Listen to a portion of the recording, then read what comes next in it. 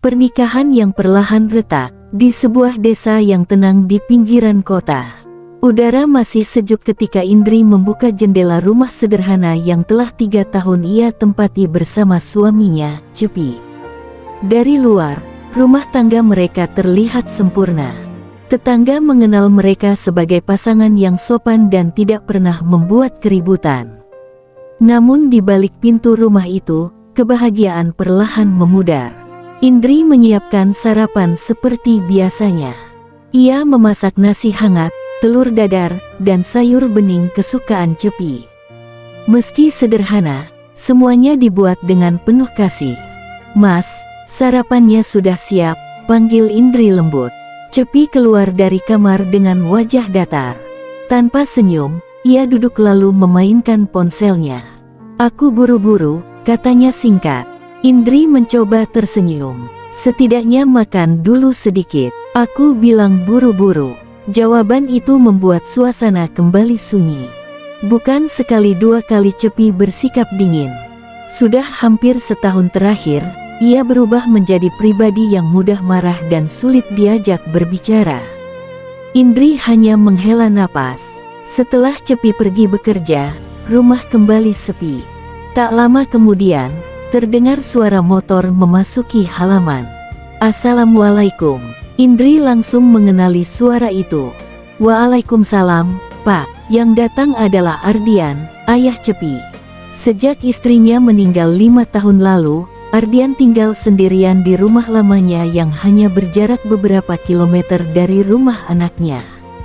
Ardian dikenal sebagai sosok yang bijaksana dan disegani warga desa. Rambutnya mulai memutih, tetapi wajahnya masih memancarkan ketegasan dan kelembutan. "Ayah cuma mengantar mangga. Pohonnya sedang panen." Indri tersenyum. "Terima kasih banyak, Pak." Ardian memperhatikan meja makan yang masih penuh. Cepi belum makan. Indri berusaha menutupi kenyataan. "Tadi cuma makan sedikit." Ardian mengangguk pelan. Ia sebenarnya mulai menyadari ada sesuatu yang tidak beres dalam rumah tangga anaknya. "Ayah hanya ingin bilang, kalau ada masalah, selesaikan baik-baik. Rumah tangga itu memang tidak mudah." Indri hanya mengangguk sambil menahan air mata. "Insya Allah, Pak." Ardian pamit pulang tanpa banyak bertanya. Sepeninggal Ardian, Indri duduk sendiri di ruang tamu. Ia teringat masa-masa awal menikah. Dulu Cepi begitu perhatian.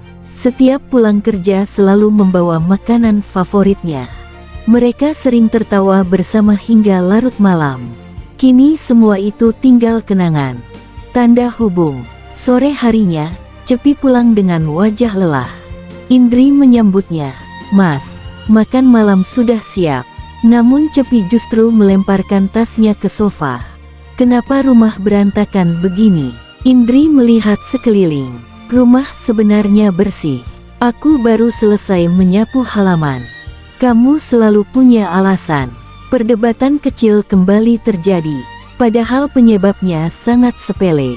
Sejak beberapa bulan terakhir, apapun yang dilakukan Indri selalu salah di mata Cepi. Malam itu mereka tidur saling membelakangi. Tak ada lagi obrolan sebelum tidur. Tak ada lagi canda yang dulu menghangatkan suasana. Tanda hubung. Keesokan harinya, Ardian mengundang Cepi dan Indri makan siang di rumahnya. Ia berharap suasana santai bisa memperbaiki hubungan keduanya. Di meja makan, Ardian membuka pembicaraan. "Cepi, ayah lihat kamu belakangan sering murung. Ayah terlalu banyak mikir. Lalu kenapa kamu sering membentak istrimu?" Cepi langsung terdiam. Indri buru-buru menyela. "Tidak apa-apa, Pak." Namun Ardian menggeleng. "Rumah tangga dibangun dengan saling menghormati. Kalau ada masalah, selesaikan dengan kepala dingin." Cepi hanya menjawab singkat, "Iya." Meski begitu, dalam hatinya ia merasa dinasihati di depan istrinya. Sepulang dari rumah Ardian, emosi Cepi justru semakin memuncak. "Kenapa kamu mengadu ke ayah?" Indri terkejut. "Aku tidak pernah mengadu. Kalau bukan kamu, bagaimana ayah tahu?" "Demi Allah, aku tidak mengatakan apapun." Namun Cepi tidak percaya. Sejak hari itu, jurang di antara mereka semakin lebar. Indri hanya bisa menangis diam-diam setiap malam. Ia tetap berusaha mempertahankan rumah tangga itu karena percaya setiap badai pasti berlalu. Sementara itu, Ardian mulai merasa khawatir melihat perubahan anaknya. Ia belum tahu bahwa badai yang jauh lebih besar sedang menunggu keluarga mereka, sebuah ujian yang kelak mengubah kehidupan mereka untuk selamanya. Beberapa minggu berlalu sejak pertengkaran terakhir. Rumah yang dulu dipenuhi tawa kini berubah menjadi tempat yang sunyi. Cepi semakin sering pulang larut malam. Setiap kali Indri mencoba mengajak berbicara, jawabannya hanya singkat, bahkan terkadang disertai nada tinggi. Indri mulai merasa lelah, bukan karena pekerjaan rumah, melainkan karena terus berjuang sendirian mempertahankan pernikahan yang perlahan kehilangan arah. Suatu malam, hujan turun sangat deras. Indri menunggu Cepi di ruang tamu hingga hampir pukul 11 malam. Saat pintu terbuka, Cepi masuk dengan wajah datar. "Mas, dari mana saja? Aku khawatir. Aku kerja sampai malam begini." Cepi langsung meletakkan kunci motornya dengan keras. "Aku capek, jangan terus menginterogasiku. Aku hanya bertanya." "Sudah cukup." Suara Cepi menggema di seluruh rumah. Indri terdiam. Air matanya perlahan jatuh, tetapi ia memilih masuk ke kamar tanpa membalas sepatah kata pun. Keesokan harinya, Ardian datang berkunjung. Ia melihat wajah Indri yang sembab. "Kamu sakit, Nak?" Indri memaksakan senyum. "Tidak apa-apa, Pak." Namun Ardian mengetahui bahwa senyum itu hanyalah topeng.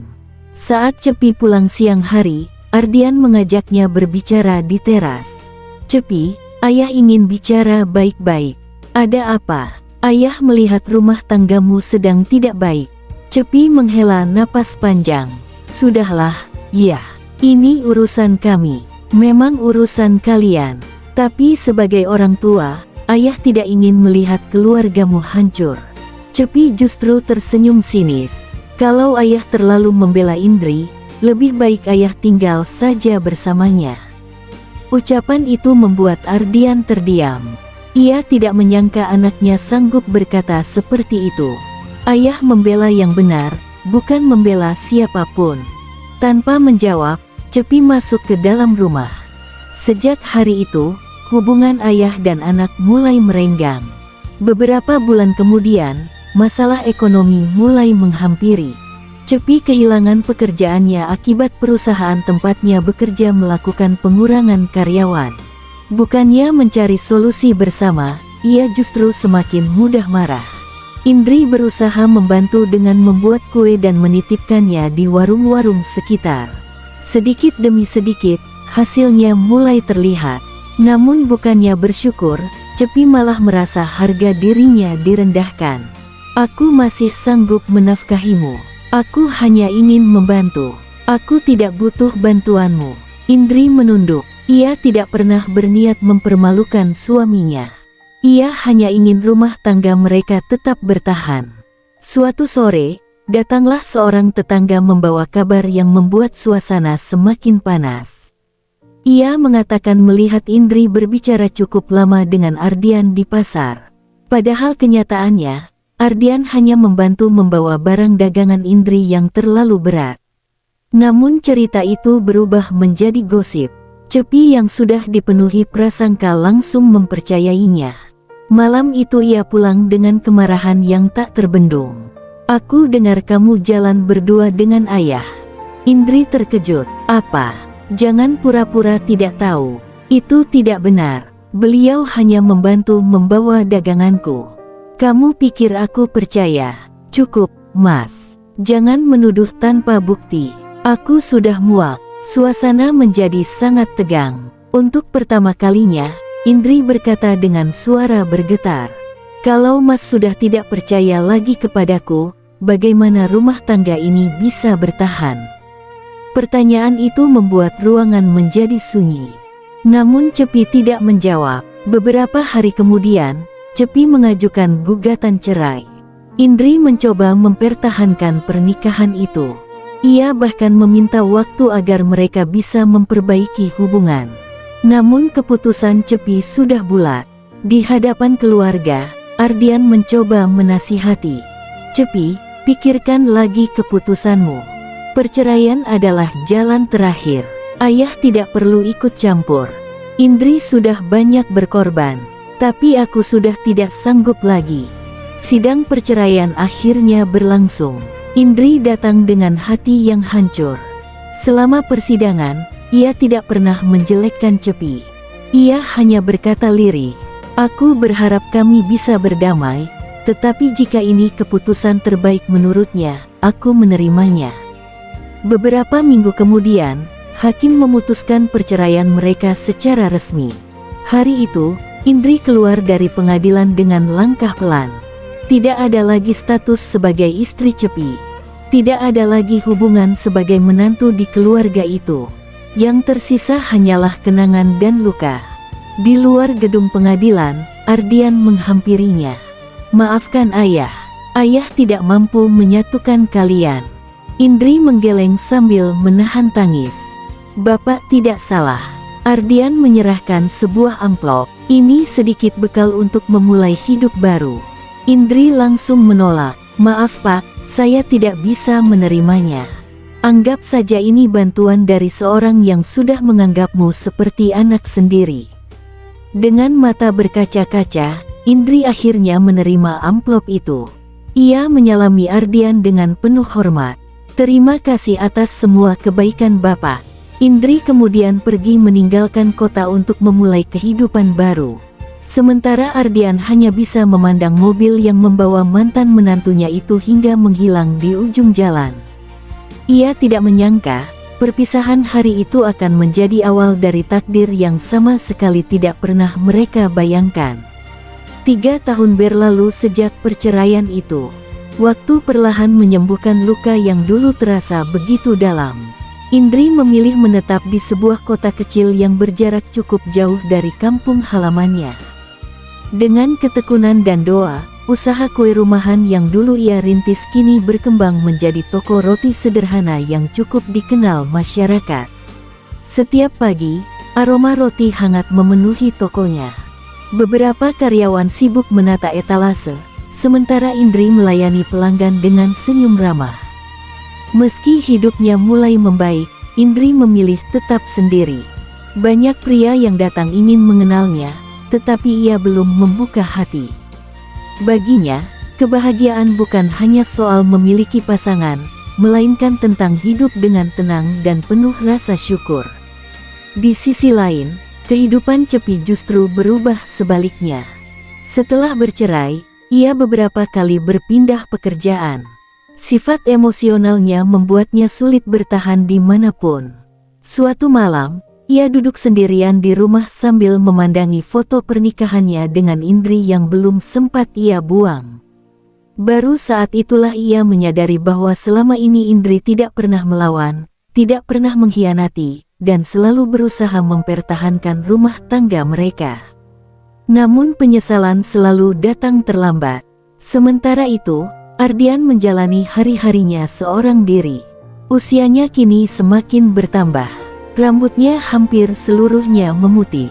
Walau demikian, ia tetap aktif membantu kegiatan sosial di desa dan menjadi tempat masyarakat meminta nasihat. Suatu hari, Ardian mendapat undangan menghadiri seminar UMKM di kota. Acara itu menghadirkan beberapa pelaku usaha sukses sebagai narasumber. Tak pernah terlintas dalam pikirannya bahwa seseorang yang akan berdiri di atas panggung adalah sosok yang pernah menjadi bagian dari keluarganya. Ketika pembawa acara memanggil nama pembicara berikutnya, Ardian membeku. "Selamat datang, Ibu Indri, pemilik Roti Harapan." Indri berjalan menuju panggung dengan anggun. Penampilannya jauh berbeda, bukan karena kemewahan, melainkan karena kepercayaan dirinya yang tumbuh setelah melewati banyak ujian hidup. Ardian tersenyum haru. Dalam hati ia berkata, "Alhamdulillah, ternyata kamu berhasil, Nak." Usai seminar, Ardian berniat pulang. Namun langkahnya terhenti ketika mendengar suara yang sangat dikenalnya. "Pak Ardian." Ardian menoleh. Di hadapannya berdiri Indri. Keduanya saling tersenyum penuh rasa hormat.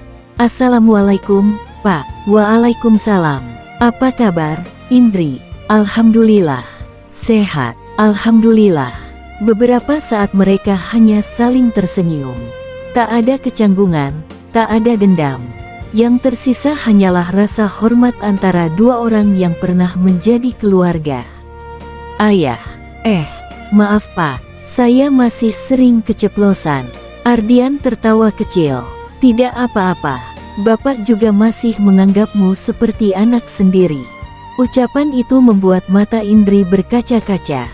Mereka berbincang di sebuah kedai kopi dekat lokasi seminar. Ardian menceritakan kehidupannya yang kini lebih banyak diisi dengan kegiatan sosial. Sebaliknya, Indri bercerita tentang perjuangannya membangun usaha dari nol.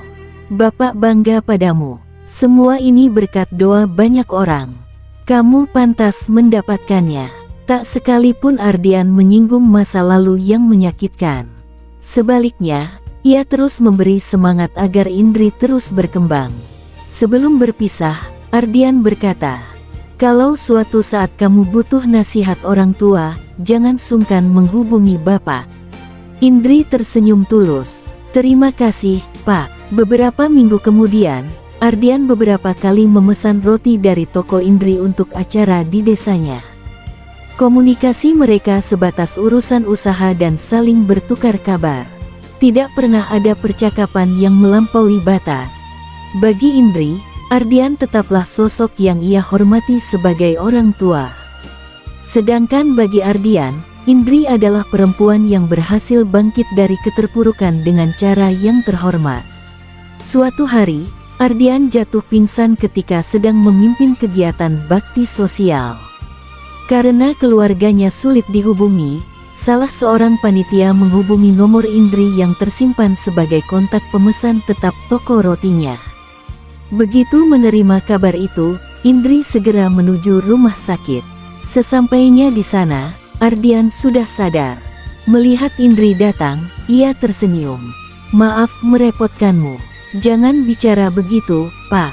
Yang penting Bapak sehat." Tak lama kemudian, Cepi juga datang ke rumah sakit.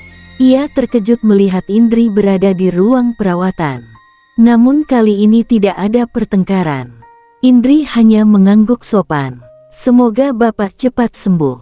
Setelah mengucapkan itu, Indri berpamitan. Cepi memandangi langkah Indri yang perlahan menjauh. Untuk pertama kalinya setelah bertahun-tahun, ia melihat mantan istrinya benar-benar telah berubah menjadi perempuan yang kuat, mandiri, dan dihormati banyak orang. Di dalam hatinya mulai tumbuh penyesalan yang jauh lebih besar daripada sebelumnya. Sementara itu, Ardian memandangi kepergian Indri dengan rasa syukur.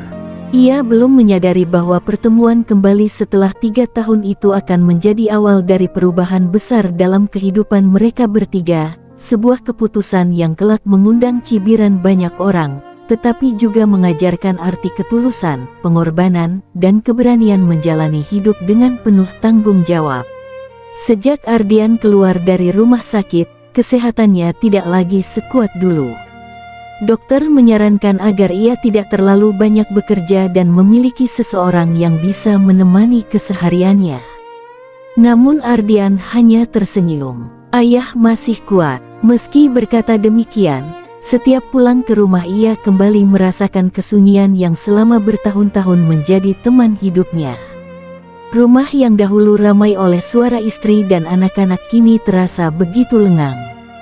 Sementara itu, Indri semakin sibuk mengembangkan usaha rotinya. Ia bahkan mulai membuka pelatihan membuat roti gratis bagi ibu-ibu yang ingin memiliki penghasilan sendiri. Baginya, keberhasilan akan terasa lebih bermakna jika bisa membantu orang lain. Suatu hari, Ardian datang menghadiri acara pelatihan tersebut. Ia melihat puluhan perempuan tersenyum bahagia setelah belajar membuat roti. Dalam hati, ia merasa bangga. Usai acara, Ardian menghampiri Indri. "Kamu telah membantu banyak orang. Indri tersenyum. Saya hanya meneruskan kebaikan yang dulu banyak saya terima. Termasuk dari Bapak. Indri mengangguk. Kalau dulu Bapak tidak memberi semangat saat saya terpuruk, mungkin saya tidak akan berdiri seperti sekarang. Ardian hanya tersenyum haru. Beberapa bulan kemudian, salah seorang tokoh masyarakat yang juga sahabat lama Ardian datang berkunjung. Mereka berbincang cukup lama. Di tengah percakapan, sahabatnya berkata, "Dian, kau sudah terlalu lama hidup sendiri."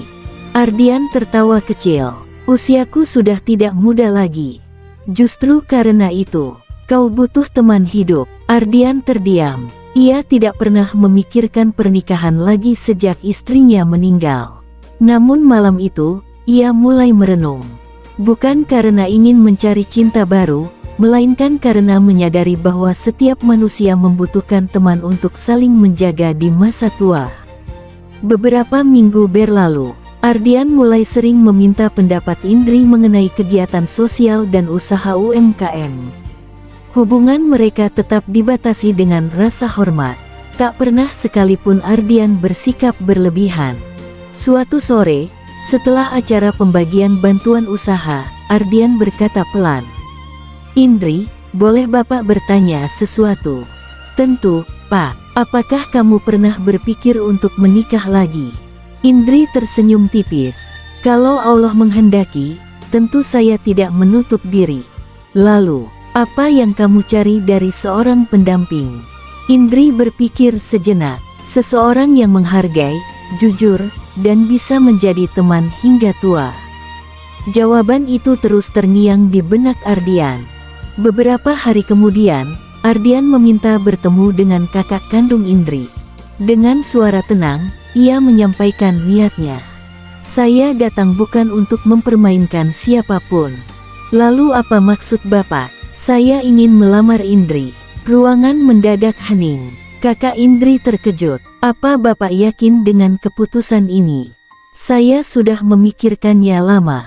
Saya tahu keputusan ini tidak biasa. Karena itu saya tidak ingin melangkah tanpa meminta pendapat keluarga." "Tapi Bapak pernah menjadi mertuanya."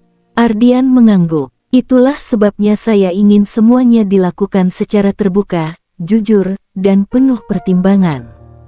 Kalau keluarga tidak merestui, saya akan menerima." Kakak Indri tidak langsung menjawab. Ia meminta waktu untuk berdiskusi dengan seluruh keluarga. Beberapa hari kemudian, keluarga berkumpul. Indri yang baru mengetahui maksud pertemuan itu terlihat sangat terkejut. "Melamar saya?" Ia memandang Ardian yang duduk dengan kepala tertunduk. Ardian berbicara dengan suara tenang. "Indri, Bapak memahami jika kamu menolak. Bapak tidak ingin membebanimu. Niat ini muncul karena Bapak melihat kita sama-sama hidup sendiri, saling menghormati, dan memiliki tujuan hidup yang sama, yaitu berbuat baik kepada sesama. Tidak ada paksaan sedikit pun." Indri terdiam cukup lama. Ia tidak pernah membayangkan akan mendengar ucapan seperti itu. Dalam benaknya terlintas berbagai pertanyaan. Bagaimana pandangan masyarakat? Bagaimana perasaan Cepi? Apakah keputusan itu akan menyakiti banyak orang? Dengan hati-hati ia menjawab, "Pak, saya menghormati Bapak, tetapi keputusan sebesar ini tidak bisa saya jawab sekarang. Saya harus banyak berdoa dan memikirkannya." Ardian mengangguk. Itu memang yang seharusnya. Beberapa minggu kemudian, setelah banyak berdoa, berkonsultasi dengan tokoh agama, dan berdiskusi bersama keluarga, Indri akhirnya mengambil keputusan. Ia menerima lamaran itu dengan satu syarat. "Saya hanya mau jika semuanya dilakukan secara terbuka, tidak ada yang disembunyikan, dan tidak ada permusuhan dengan siapapun." Ardian mengangguk mantap. "Saya berjanji." Namun kabar itu akhirnya sampai ke telinga Cepi. Ia langsung datang menemui ayahnya dengan wajah penuh emosi. "Benarkah ayah ingin menikahi Indri?" Ardian menjawab dengan tenang, "Benar. Tapi semua ini terjadi setelah kalian lama bercerai, dan keputusan ini tidak diambil dengan tergesa-gesa." Cepi mengepalkan tangannya. Kenapa harus dia? Ardian menatap anaknya dengan penuh kesedihan. Dulu ayah sudah memintamu menjaga rumah tanggamu. Kamu sendiri yang memilih melepaskannya. Ucapan itu membuat Cepi terdiam. Untuk pertama kalinya, ia benar-benar merasakan beratnya konsekuensi dari keputusan yang pernah ia ambil. Di luar rumah, gosip mulai menyebar ke seluruh desa. Sebagian orang mencibir, sebagian lagi memilih diam karena mengetahui seluruh prosesnya dilakukan secara jujur dan setelah perceraian resmi. Sementara Indri dan Ardian hanya bisa berserah diri kepada Tuhan, berharap setiap langkah yang mereka ambil benar-benar membawa kebaikan, meski harus menghadapi penilaian masyarakat. Hari demi hari berlalu setelah keputusan Indri menerima lamaran Ardian. Kabar itu menyebar begitu cepat ke seluruh desa. Di warung kopi, di pasar, bahkan di media sosial lokal, banyak orang membicarakan mereka. Apa benar mantan menantu menikah dengan mantan ayah mertuanya? Aneh sekali, pasti ada sesuatu di balik semua ini. Namun tak sedikit pula yang mengetahui kenyataan sebenarnya. Mereka tahu bahwa Indri dan Cepi telah lama resmi bercerai, dan selama bertahun-tahun setelahnya Indri hidup mandiri tanpa bergantung kepada siapapun. Sedangkan Ardian adalah duda yang telah lama kehilangan istrinya. Meski begitu, cibiran tetap tidak bisa dihindari. Suatu pagi, Indri duduk sendirian di teras rumah. Ia membaca berbagai komentar yang menyudutkan dirinya. Beberapa kalimat terasa begitu menyakitkan. Air matanya perlahan menetes. Saat itu Ardian datang menghampirinya. "Jangan dibaca lagi." Indri tersenyum pahit. "Saya hanya tidak menyangka orang yang tidak mengenal kita bisa begitu mudah menghakimi." Ardian duduk di sampingnya. "Kita tidak bisa mengendalikan ucapan orang lain. Yang bisa kita jaga hanyalah niat dan perbuatan kita." Indri mengangguk. Ucapan sederhana itu sedikit menguatkan hatinya. Menjelang hari pernikahan, Ardian memutuskan mengadakan pertemuan dengan keluarga besar. Ia berdiri di hadapan mereka sambil berkata, "Saya tidak ingin ada kesalahpahaman. Pernikahan ini bukan karena nafsu ataupun harta. Saya dan Indri sama-sama sendiri. Kami ingin menjalani sisa hidup dengan saling menjaga dan terus berbuat baik." Suasana menjadi hening. Salah seorang paman akhirnya bertanya, "Apakah kalian sudah benar-benar mempertimbangkan dampaknya?" Ardian menjawab dengan tenang, "Sudah. Bahkan kami sempat berpikir untuk membatalkannya. Tetapi setelah banyak berdiskusi, berdoa, dan meminta nasihat, kami memilih melangkah dengan jujur daripada hidup dalam ketakutan terhadap penilaian orang." Perlahan-lahan, sebagian keluarga mulai memahami keputusan mereka. Di sisi lain, Cepi masih sulit menerima kenyataan.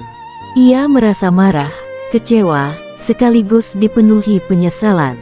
Suatu sore ia datang menemui Indri. Ini adalah pertama kalinya mereka berbicara berdua sejak bertahun-tahun.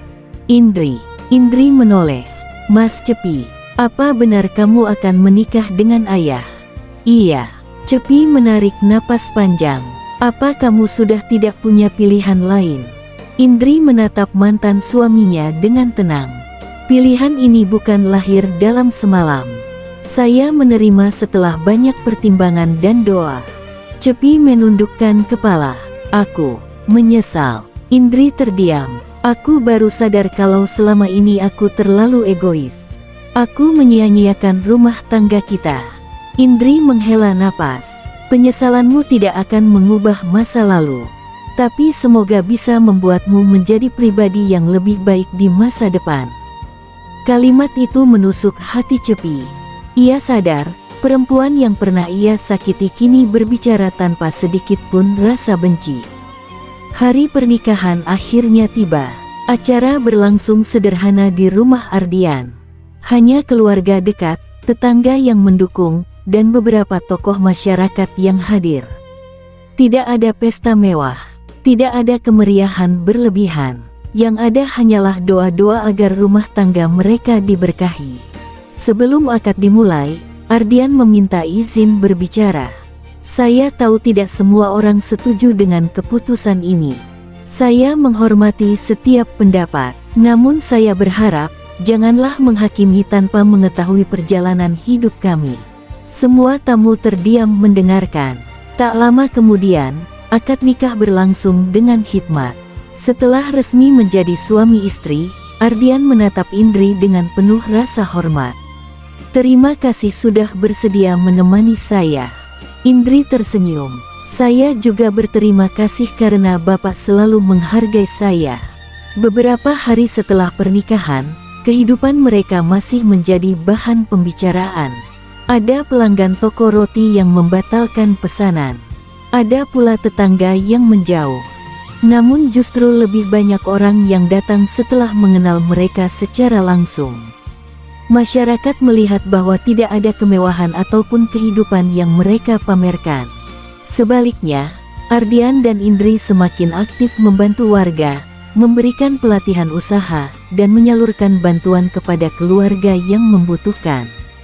Perlahan, cibiran mulai berubah menjadi rasa hormat.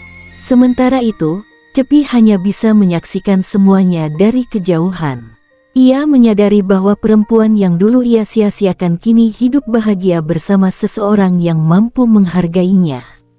Penyesalan itu semakin dalam, tetapi kali ini ia memilih untuk tidak mengganggu kehidupan mereka. Ia bertekad memperbaiki dirinya sendiri, agar suatu hari nanti ia juga dapat memperoleh kesempatan kedua dalam hidup. Setahun telah berlalu sejak Ardian dan Indri resmi menjadi suami istri. Apa yang dulu menjadi bahan cibiran kini perlahan berubah menjadi cerita yang dipahami banyak orang. Masyarakat melihat bahwa rumah tangga mereka tidak dibangun di atas kemewahan ataupun ambisi, melainkan atas dasar saling menghormati, tanggung jawab, dan keinginan untuk menjalani sisa hidup dengan damai. Setiap pagi, Ardian dan Indri membuka toko roti bersama. Ardian membantu mengantar pesanan ke pelanggan, sementara Indri mengawasi proses produksi dan mengajar ibu-ibu yang ingin belajar membuat roti. Usaha mereka berkembang pesat, namun yang paling membuat mereka bahagia bukanlah keuntungan yang bertambah, melainkan semakin banyak keluarga yang terbantu mendapatkan pekerjaan. Suatu hari, banjir besar melanda desa tempat Ardian tinggal. Banyak rumah warga terendam. Tanpa berpikir panjang, Ardian dan Indri menutup toko selama beberapa hari. Seluruh persediaan roti dibagikan kepada para pengungsi. Mereka juga membuka dapur umum bersama para relawan. Melihat itu, banyak warga yang dulu mencibir justru datang membantu. Salah seorang ibu yang dahulu sering bergosip menghampiri Indri dengan mata berkaca-kaca. "Maafkan saya, Bu. Dulu saya ikut menghakimi ibu tanpa mengetahui kenyataannya." Indri tersenyum hangat. "Tidak apa-apa, Bu. Semua orang pernah salah." Jawaban sederhana itu membuat sang ibu menangis haru. Beberapa minggu kemudian, seseorang datang ke toko roti. Indri yang sedang menyusun roti di etalase menoleh. Ternyata Cepi. Wajahnya jauh berbeda, lebih tenang, lebih dewasa. Ia membawa sebuah bingkisan kecil. "Assalamualaikum." "Waalaikumsalam." Ardian keluar dari ruang belakang. Suasana sempat hening. Cepi menatap ayahnya cukup lama. Kemudian ia menundukkan kepala. "Ya, selama ini aku banyak salah." Ardian mendekatinya. "Yang penting kamu mau memperbaiki diri." Cepi lalu menoleh kepada Indri. "Indri, aku juga minta maaf atas semua perlakuanku dulu." Indri tersenyum tulus. "Aku sudah memaafkanmu sejak lama." Jawaban itu membuat Cepi menitikkan air mata. Untuk pertama kalinya setelah bertahun-tahun, tidak ada lagi rasa marah di antara mereka. Yang tersisa hanyalah pelajaran hidup. Beberapa bulan kemudian, Cepi mendapatkan pekerjaan tetap di sebuah perusahaan makanan. Ia bekerja dengan sungguh-sungguh. Sifat keras kepalanya mulai berubah. Ia belajar menghargai rekan kerja dan tidak lagi mudah tersulut emosi. Suatu hari ia berkata kepada Ardian, "Terima kasih karena ayah dulu tidak pernah berhenti menasihatiku." Ardian menepuk bahu anaknya. Manusia terbaik bukan yang tidak pernah salah, tetapi yang mau memperbaiki kesalahannya. Waktu terus berjalan. 5 tahun kemudian, toko roti milik Indri berkembang menjadi pusat pelatihan usaha kecil yang cukup terkenal. Ratusan ibu rumah tangga telah belajar di sana. Sebagian bahkan berhasil membuka usaha sendiri. Ardian yang mulai menua merasa bangga melihat semua itu. Suatu sore ia duduk di teras sambil memandang anak-anak kecil bermain di halaman. "Indri." "Iya, Pak. Terima kasih sudah menemani Bapak sampai hari ini." Indri tersenyum. "Saya justru yang berterima kasih. Bapak mengajarkan bahwa pasangan bukan hanya tentang cinta, tetapi juga tentang saling menjaga." Ardian mengangguk pelan. Itulah arti keluarga. Tak lama kemudian, Cepi datang berkunjung bersama seorang perempuan yang dikenalkannya sebagai calon istrinya. Ia meminta restu kepada Ardian dan juga kepada Indri. Tanpa ragu, keduanya memberikan doa terbaik. Hari itu menjadi bukti bahwa luka masa lalu akhirnya benar-benar sembuh. Mereka tidak lagi hidup dalam bayang-bayang penyesalan. Masing-masing telah menemukan jalan hidupnya sendiri.